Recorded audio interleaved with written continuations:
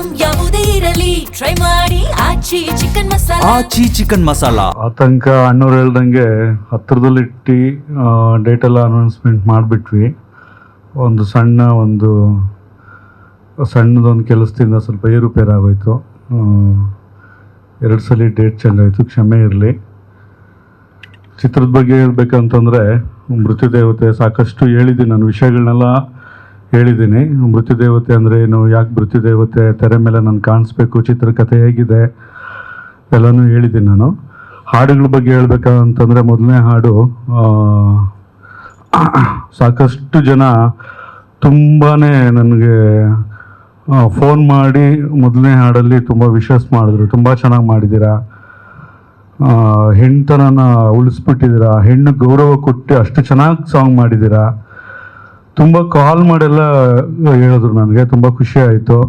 ಹೆಣ್ಣು ತಲೆ ಎತ್ಕೊಂಡು ನಡೆಯೋ ಅಂಥದ್ದನ್ನು ತೋರಿಸ್ಕೊಟ್ಟಿರೋವಂಥ ಹಾಡು ಎಷ್ಟು ಮಟ್ಟಿಗೆ ಇನ್ನೂ ಹೆಚ್ಚೆಚ್ಚು ಮಟ್ಟಿಗೆ ರೀಚ್ ಆಗಲಿ ಅಂತ ನಿಮ್ಮ ಮುಖಾಂತರ ಕೇಳ್ಕೊತೀನಿ. ನೋಡದೇ ಇರೋರೆಲ್ಲನೂ ನೋಡಿ, ಅಷ್ಟು ಚೆನ್ನಾಗಿದೆ ಹಾಡು.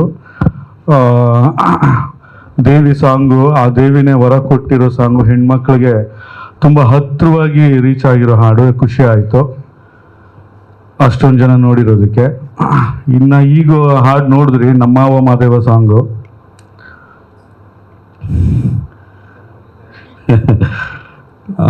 ಹಾಡು ಅದನ್ನು ಆ್ಯಕ್ಚುಲಿ ಅದು ಹಾಡೇ ಇಟ್ಟಿರಲಿಲ್ಲ, ನಾನು ಹಾಡೇ ಇಟ್ಟಿರಲಿಲ್ಲ, ತೆಗೆದ್ಬಿಟ್ಟಿದ್ದೆ. ಸ್ವಲ್ಪ ಬೇರೆ ಕಾರಣಾಂತರ ಅನ್ನೋದು ಕೊರಿಯೋಗ್ರಾಫ್ ಮಾಡೋಕ್ಕೆಲ್ಲ ಈ ಥರದಲ್ಲಿ ಅಂದ್ಬಿಟ್ಟು ಇಟ್ಟಿರಲಿಲ್ಲ ನಾನು. ಇವರು ಹಿಮ ಅವ್ರದ್ದು ಒಂದು 10 ದಿನ ಕಾಲ್ ಶೀಟ್ ತೊಗೊಂಡಿದ್ವಿ ನಾವು. ಇವ್ರು ಬೇಗನೆ ಮುಗಿಸ್ಬಿಟ್ರು, ಒಂದು 5-6 ದಿನಕ್ಕೆಲ್ಲ ಮುಗಿಸ್ಬಿಟ್ಟಿದ್ರು. ಹಾಗಾಗಿ ನಾನೇನು ಮಾಡಿದೆ, ಮುಗೀತಮ್ಮ ನೀವು ನೆಕ್ಸ್ಟ್ ಡೇಟ್ಗೆ ಬರ್ರಿ, ಇನ್ನೊಂದು ದಿನ ಆಗ್ಬೋದಲ್ಲ, 10 ದಿನ ಹೇಳ್ಬಿಟ್ಟು ನೀವು ಹಿಂಗೆ ಮುಗಿಸ್ಬಿಟ್ರೆ ಹೆಂಗೆ, ಹಾಗೆ ಇನ್ನು ಕತೆ ಫೈನಲ್ ಮಾಡಾದ್ಮೇಲೆ ಇನ್ನು ಅಷ್ಟೇ ಮತ್ತೆ ತೂರ್ಸೋಕ್ಕೆಲ್ಲ ಆಗಲ್ಲಮ್ಮ, ನಾನೊಂದು ಆಡಿದ್ದು ಅದನ್ನೇ ತೆಗೆದ್ಬಿಟ್ಟೆ ಅಂತ ಸುಮ್ಮನೆ ಬಾಯಿ ತಪ್ಪು ಹೇಳ್ಬಿಟ್ಟೆ. ಆಡಿತ್ತಾ ಹಂಗೆ ಹೆಂಗೆ ಅಂದ್ಬಿಟ್ಟು ಜಗಳಕ್ಕೆ ಹಾಡು ಕೇಳಿಸಿ ನೋಡೋಣ ಅಂತ ಅಂದ್ಬಿಟ್ಟು ಒಂದು ಲಿರಿಕ್ಸ್ ಕೊಟ್ಟೆ. ಅದಕ್ಕೆ ನನಗೆ ಬೇಕೇ ಬೇಕು ಹಾಡು ಹಾಗೆ ಹೀಗೆ ಅಂತ ಹೇಳ್ಬಿಟ್ಟು ಸ್ವಲ್ಪ ಇದು ಮಾಡ್ತು.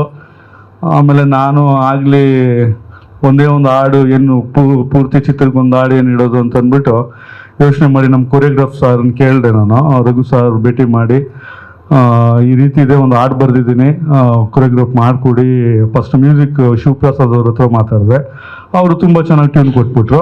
ಟ್ಯೂನು ಕೇಳಿಸ್ತು, ನನಗೂ ಇಷ್ಟ ಆಗೋಯ್ತು. ಹಾಗಾಗಿ ಹಾಡು ಬಂದ್ಬಿಡ್ತು. ಆಮೇಲೆ ಕೊರಿಯೋಗ್ರಾಫರ್ ಹತ್ರ ಕೂತ್ಕೊಂಡು ಇವಳೇ ನಾನಂತೂ ಡ್ಯಾನ್ಸ್ ಬರೋಲ್ಲಪ್ಪ ನನಗೆ, ಸುಮ್ಮನೆ ನಾನು ಅವಳು ಆಡ್ಕೊಂಡು ಹೋಗ್ಬಿಡ್ಲಿ, ಒಂದು ಕೊರಿಯೋಗ್ರಾಫ್ ಮಾಡ್ಬಿಡು, ಸ್ವಲ್ಪ ಆಟ ಮಾಡ್ತದ ಹೆಣ್ಮಗ ಅಂತ ಹೇಳಿದ್ದೆ. ಅಣ್ಣವರು ಮತ್ತು ನಮ್ಮ ದೇವ ಅಣ್ಣವ್ರು ಇಬ್ಬರು ಸೇರಿಸ್ಬಿಟ್ಟು ನನ್ನ ಮಾಡ್ಕೊಂಡು ತೊಳ್ಬಿಟ್ರು. ಸುಮ್ಮನೆ ಹಿಂಗೆ ನಡ್ಕೊಂಡು ಬಾ ಅಂತ ಅಂದ್ಬಿಟ್ಟು ಮಾಡ್ಬಿಟ್ರು.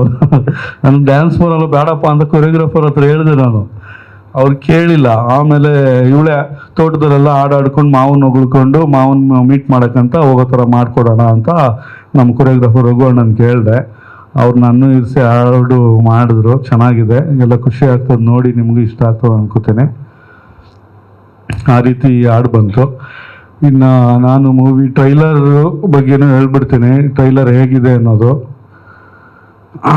ತುಂಬ ಚೆನ್ನಾಗಿ ಬಂದಿದೆ ಟ್ರೈಲರು, ಅದೂ ತುಂಬ ಜನ ವೀಕ್ಷಣೆ ಮಾಡ್ತಿದ್ದಾರೆ, ಇನ್ನೂ ಹೆಚ್ಚೆಚ್ಚು ಜನ ವೀಕ್ಷಣೆ ಮಾಡಿ ಅಂತ ಹೇಳ್ತೇನೆ.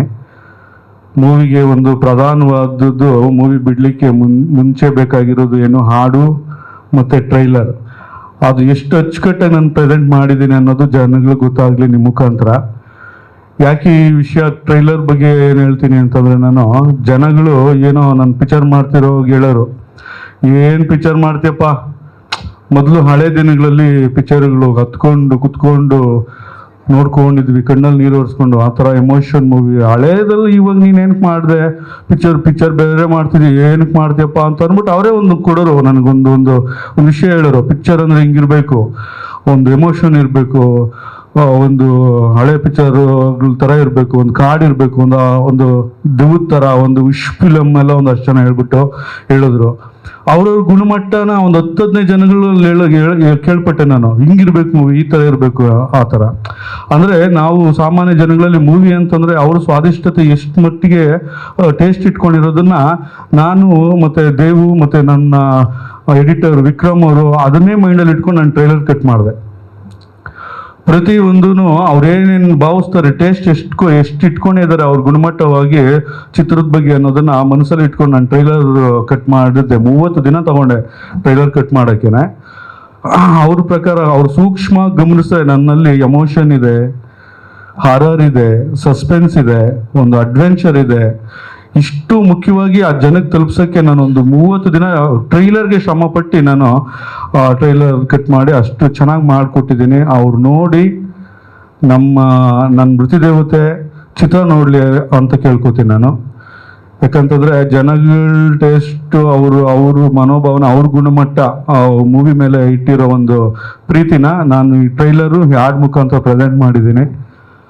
ಅವ್ರ ಗೌರವ ಕೊಟ್ಟು ನಮ್ಮ ಮೃತ್ಯುದೇವತೆ ನೋಡಲಿ ಅಂತ ಕನ್ನಡ ಜನತೆನ ಕೇಳ್ಕೊತೀನಿ. ಧನ್ಯವಾದ.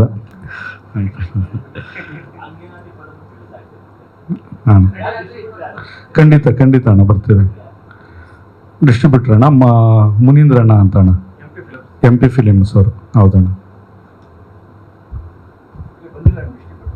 ಅಣ್ಣ ಬಂದಿಲ್ಲ ಅಣ್ಣ ಅವರು ಪಾಪ ಇದರಲ್ಲೇ ಒಂದು ಸ್ವಲ್ಪ ಮೂಡ್ ಅಪ್ಸೆಟ್ ಆಯ್ತು ಅಣ್ಣವರು.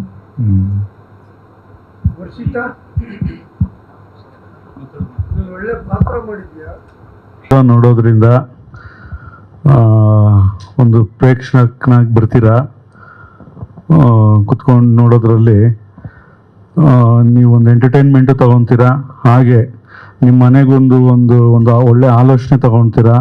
ನಿಮ್ಮ ಕುಟುಂಬಕ್ಕೆ ಒಂದು ಏನೋ ಒಂದು ಮಾರ್ಗದರ್ಶನ ಸಿಕ್ತು ಅಂತ ಅನ್ಕೋತೀರಾ. ಹಾಗೇನೆ ನನ್ನ ಮೂವಿ ನೋಡಿ ಸಂಜೆ ಅಷ್ಟರಲ್ಲಿ ನೀವು ಮರೆಯಲ್ಲ, ಒಂದು 4-5 ದಿನ ಮೆಲುಕಾಗ್ತೀರಾ, ಒಳ್ಳೆ ಚಿತ್ರ ನೋಡಿದ್ದೀವಿ ನಾವು ಅಂತ. ಹಾಗಾಗಿ ಕನ್ನಡದ ಜನತೆನ ಕೇಳ್ಕೊತೀನಿ, ಎಲ್ಲರೂ ದಯವಿಟ್ಟು 29ನೇ ತಾರೀಕು ನನಗೂ ಗೊತ್ತಾಗ್ತಿಲ್ಲ ಬರುತ್ತೋ ಬರೋಲ್ಲ ಅನ್ನೋದು, ಆದರೂ ಚಲನಚಿತ್ರ ಮಂದಿರಗಳಲ್ಲಿ ಬಂದು ಚಿತ್ರ ನೋಡಿ ಅಂತ ಕೇಳ್ಕೊತೀನಿ. ಎಲ್ರಿಗೂ ಧನ್ಯವಾದ. ಇಲ್ಲ ಅಣ್ಣ, ಅದ್ರ ಬಗ್ಗೆ ಮಾಹಿತಿ ಇಲ್ಲ.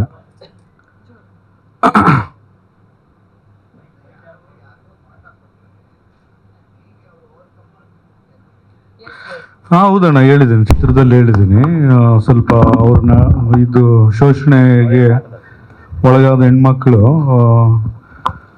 ಸಾವು ಮುಖಾಂತರನೇ ಹೇಳ್ಬಿಟ್ಟಿದ್ದೀನಿ ನಾನು, ಅದೇ ಮೃತ್ಯುದೇವತೆ. ಅದಕ್ಕೇನೆ. ಹೌದಣ್ಣ. ಪಾತ್ರಗಳನ್ನ ನಾನು ಸ್ವಲ್ಪ ಸ್ಕ್ರೀನ್ ಪ್ಲೇನಲ್ಲಿ ಎಲ್ಲಿಂದ ಗೊತ್ತಾಗಲ್ಲ. ಸ್ಕ್ರೀನ್ ಪ್ಲೇ ಚೆನ್ನಾಗಿದೆ, ಸಸ್ಪೆನ್ಸ್ ಮಾಡಿದ್ದೀವಿ. ಹಾಗಾಗಿ ಬುದ್ಧಿ ಹೇಳಿಸಿ, ಸಹನೆಯಿಂದ ಹೇಳಿಸಿ ಕಲಿಸ್ತದೆ ಒಂದು ಪಾತ್ರಗಳು. ತಿಳುವಳಿಕೆನೇ ಇಲ್ಲಿ ನಮ್ಮ ಕಮರ್ಷಿಯಲ್ ಆಗಿ ಒಂದು ಹೇಳ್ಬೇಕಂತಂದರೆ, ನಮ್ಮ ಬುದ್ಧಿವಂತರೇ ಅವರು ಯಾವ ರೀತಿ ಈಗ ತಂದೆ ತಾಯಿ ಗೌರವ ಮೊದಲ ದಿನಗಳಲ್ಲಿ ತುಂಬ ಚೆನ್ನಾಗಿ ಗೌರವ ಇತ್ತು. ನಮ್ಮ ಸಂಸ್ಕೃತಿ ಸಂಪ್ರದಾಯಕ್ಕೆ ಗೌರವ ಕೊಡೋರು. ಆ ಒಂದು ದೃಷ್ಟಿನೂ ಕಳ್ಕೊಂಡ್ಬಿಟ್ಟಿರೋರಿಗೆ ಸಹನೆಯಿಂದನೂ ಒಂದು ಬುದ್ಧಿ ಹೇಳ್ಕೊಟ್ಕೊಂಡು ಇದೆ. ಆದರೆ ಆವತ್ತು ದಿನಗಳಲ್ಲಿ ಅದು ಬೇಕಿತ್ತು.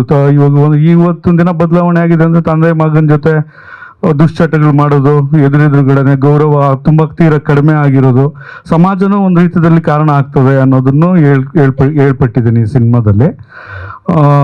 ಇದೇ ನಡೀತಿದೆಲ್ಲ, ಒಂದೇ ಟೇಬಲ್ ಕುತ್ಕೊಂಡು ಕುಡಿತಾರೇನೋ ತಂದೆ ಮಕ್ಕಳು, ಗೌರವಗಳು ಕಡಿಮೆ, ತಂದೆ ತಾಯಿಗಳಿಗೆ ಮತ್ತೆ ಹಿರಿಯರು ಕಂಡ್ರೆ ಸ್ವಲ್ಪ ಕಡಿಮೆ. ಈ ಸಮಾಜನೂ ಇದಕ್ಕೆ ಕಾರಣ.